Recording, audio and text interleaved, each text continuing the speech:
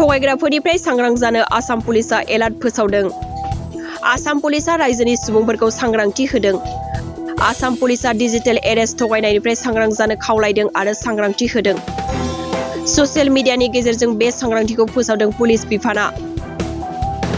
बबेखानि मोनसे गोदान थगायग्रा हानजानि बागै आसाम पुलिसआ नोंथांखौ सांग्रांथि होयो। थगायग्राफोरनि हानजाया दा गावसोरखौ पुलिस मावख'गिरि महरै सिनायथि होनो होननानै जानबुं, इमेल एबा समाजारि बिजोङाव नोंथांखौ कन्टेक्ट खालामनो हागौ आरो नोंथांनि हेंथायै नायबिजिरनाय सोलिगासिनो दं खाजानायनिफ्राय बारग'नो एबा उदां मोननो थाखाय रां दाबिनो हागौ आरो थाबैनो रां हरनो बिथोन होनो हागौ। बेनिफ्राय सांग्राङाव था होननानै आसाम पुलिसआ ससियेल मिडियानि गेजेरजों सरासनस्रा राइजोफोरखौ सांग्रांथि होदों। बेजों लोगोसे गावबा गावनि बागै आरो राङारि फोरमायथिखौ रावनोबो दाफोरमाय। सिनायहायै रावबो सुबुंनो रां दाहो। सोरबाफोर बेबायदि हुमखि हरोब्ला साखाथिनि पुलिस थानायाव थांनानै गोख्रोंनो फोरमायहै आरो बेबायदि थगायग्रा सुबुंनि सिनायथिखौ रोखा खालाम होननानै पुलिस बिफाननिफ्राय खावलायदों आरो सांग्रांथि होदों। थगायग्राफोरनिफ्राय सांग्रां जानो आसाम पुलिसआ एलार्ट फोसावदों। आसाम पुलिसआ रायजोनि सुबुंफोरखौ सांग्रांथि होदों। आसाम पुलिसआ डिजिटेल एरेस्ट थगायनायनिफ्राय सांग्रां जानो खावलायदों आरो सांग्रांथि होदों। ससियेल मिडियानि गेजेरजों बे सांग्रांथिखौ फोसावदों पुलिस बिफाना। बबेखानि मोनसे गोदान थगायग्रा हानजानि बागै आसाम पुलिसआ नोंथांखौ सांग्रांथि होयो।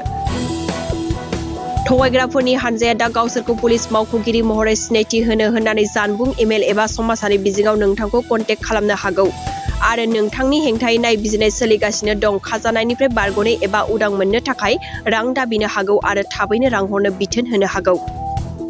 बेनिफ्राय सांग्राङाव था होननानै आसाम पुलिसआ ससियेल मिडियानि गेजेरजों सरासनस्रा राइजोफोरखौ सांग्रांथि होदों। बेजों लोगोसे गावबा गावनि बागै आरो राङारि फोरमायथिखौ रावनोबो दाफोरमाय। सिनायहायै रावबो सुबुंनो रां दाहो। सोरबाफोर बेबायदि हुमखि हरोब्ला साखाथिनि पुलिस थानायाव थांनानै गोख्रोंनो फोरमायहै आरो बेबायदि थगायग्रा सुबुंनि सिनायथिखौ रोखा खालाम होननानै पुलिस बिफाननिफ्राय खावलायदों आरो सांग्रांथि होदों। थगायग्राफोरनिफ्राय सांग्रां जानो आसाम पुलिसआ एलार्ट फोसावदों। आसाम पुलिसआ रायजोनि सुबुंफोरखौ सांग्रांथि होदों। आसाम पुलिसआ डिजिटेल एरेस्ट थगायनायनिफ्राय सांग्रां जानो खावलायदों आरो सांग्रांथि होदों। ससियेल मिडियानि गेजेरजों बे सांग्रांथिखौ फोसावदों पुलिस बिफाना।